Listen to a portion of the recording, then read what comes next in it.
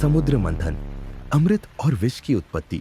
प्राचीन काल में जब देवता और असुर निरंतर संघर्ष में लगे रहते थे, तब एक ऐसा समय आया जब देवताओं की शक्ति क्षीण होने लगी।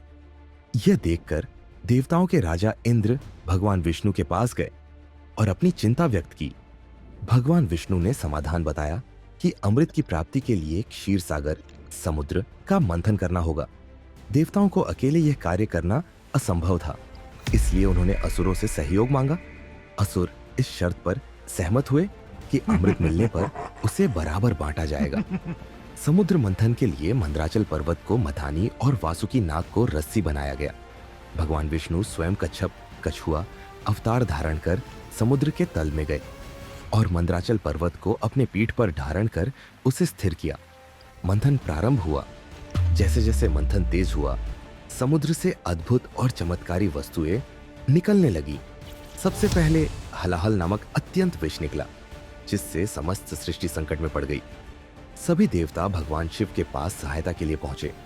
शिव जी ने करुणा दिखाई और संपूर्ण विष को अपने कंठ में धारण कर लिया। इस विष के प्रभाव से उनका कंठ नीला हो गया और वे नीलकंठ कहलाए।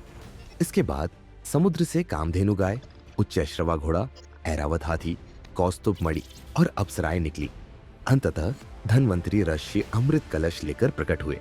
अमृत पाते ही असुरों ने उसे छीनने का प्रयास किया, लेकिन भगवान विष्णु ने मोहिनी रूप धारण कर देवताओं को अमृत प्रदान किया। असुर राहु ने छल से अमृत पिया, लेकिन सूर्य और चंद्रमा ने उसकी पहचान कर दी। भगवान विष्णु ने सुदर्शन चक्र से उसका सिर काट दिया। इस प्रकार समुद्र मंथन से देवताओं को अमृत प्राप्त हुआ और वे पुनः शक्तिशाली हो गए।